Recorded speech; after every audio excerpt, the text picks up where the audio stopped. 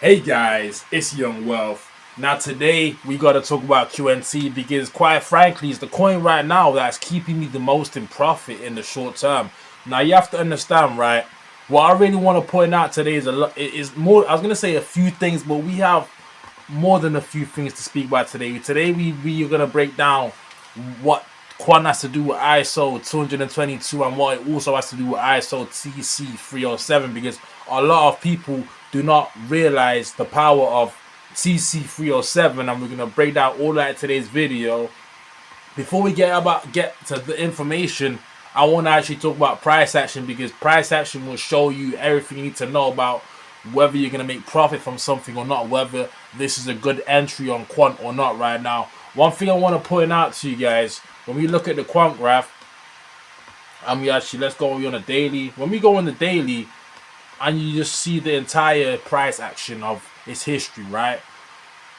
What I see right here, majority of people are gonna see a boring coin that's been moving sideways since around June 2022.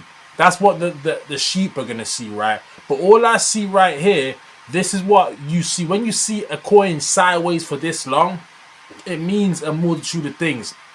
But one of the things I have to point out here is when you see a coin holding up this long and it's just literally respecting the support line. Let me show you what I'm talking about right now. This support has been respected for the past 2 years. So where the masses are gonna see weakness in a coin because it hasn't 20 million X'd yet, smart investors they realize these two levels, these two lines, all that literally is an accumulation zone. That's all it is.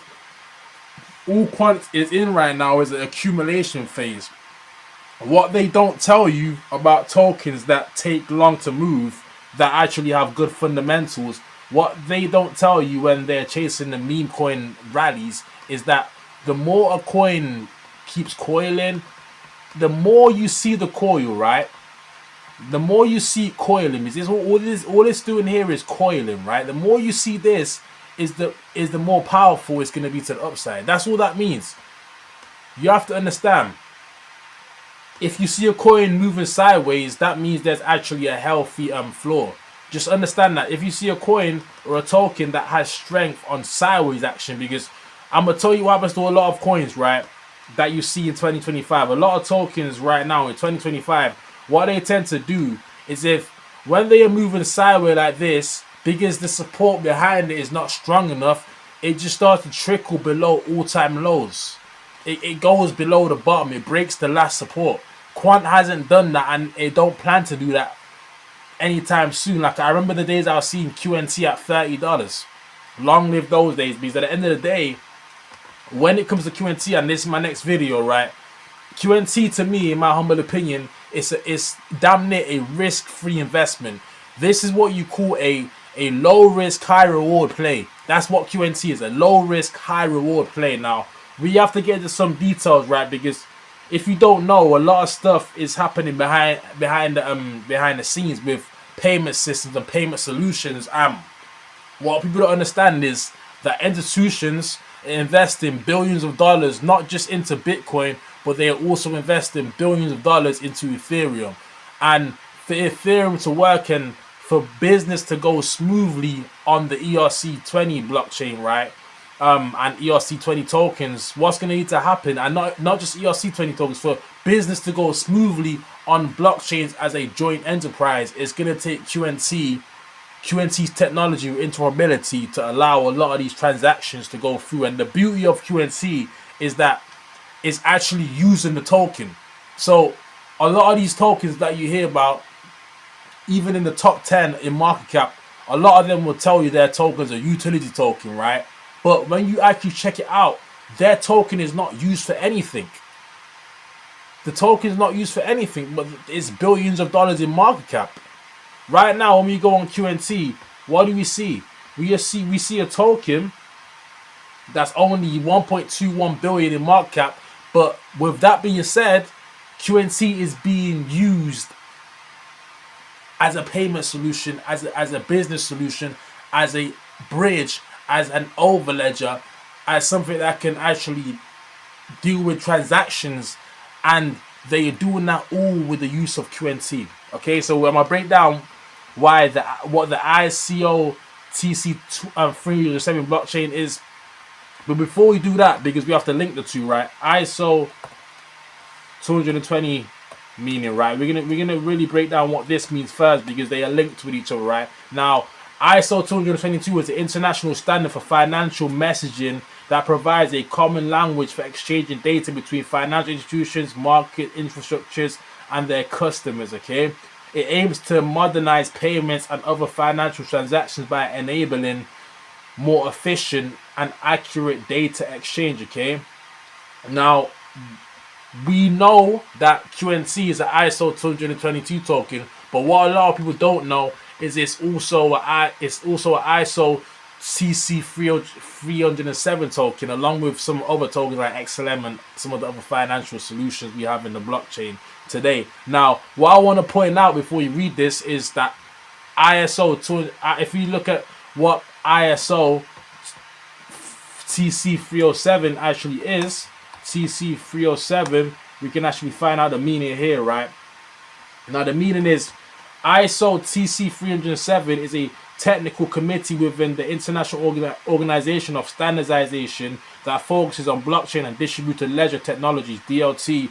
Its goal is to improve or develop international standards for these technologies, aiming to improve security, privacy, interoperability for the wider adoption of blockchain technology. What do you hear everywhere? You hear distributed ledger, which QNT is a ledger. You also hear interoperability, which in terms of interoperability, QNT is the best interoperability there will ever be on this blockchain, and it's built on the most used blockchain, which is Ethereum, the most alive blockchain. So with that being said, you have to understand that ISO TC 307 was actually created by it was actually one of the people that actually built this project was what's his name, Gilbert Verdier.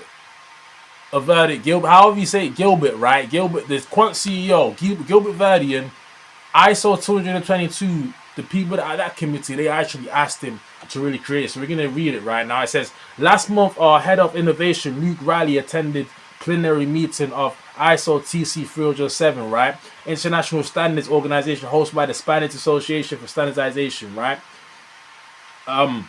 We're gonna actually read this. He says he offers his key takeaways from an event and discusses some of the recent quant work, what has been done within the space to enable interoperability and encourage standards adoption. Okay, hosted in Valladolid, the event brought together more than 90 experts from 30 countries, including representatives of public entities, government, sector associations, international organizations, standardization bodies, private companies, research centers, and universities. So when people say that crypto is a gamble, do you not just hear what it says? 90 experts, 30 countries, including representatives of public entities, governments, sector associations, international organizations, standardization bodies, private companies, research centers, and universities. So when people tell you that crypto is literally just a gamble, bro, it's a risk. That's because you're in the wrong assets. That's because you're not in investments. You're in the gambles. You're in the coins that are called Bitcoin. Now, you have to understand that when you're in tokens that are actually rubbing shoulders with private companies, institutions, governments, countries, that no longer is a gamble. It's actually a investment into the future of finance. Okay?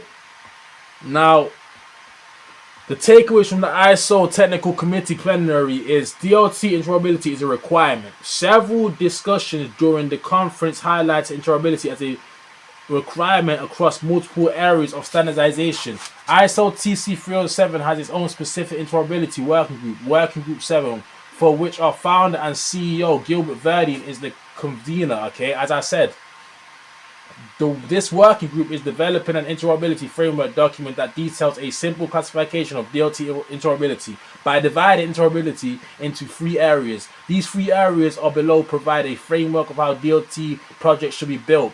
Mode, standard data transfer, asset exchange, infrastructure, node, proxies, gateways, solutions, oracles, and cross authentication, which QNT literally has. Outside of Workgroup 7, interoperability was also mentioned in relation to smart contracts, specifically for real-world asset tokenization.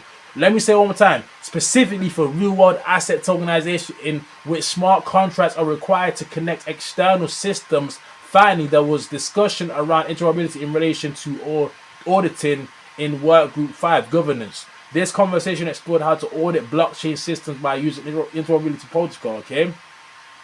Progress with standardization is slow and gradual. Standardization is crucial to the development and implementation of blockchain technology. The conference is made clear that progress with ISO standards development is often slow and gradual. Although it can take a long time for ideas to be implemented, it is important that recommendations from all national standards bodies are considered to ensure that standards have the highest chance of uptake once they are published.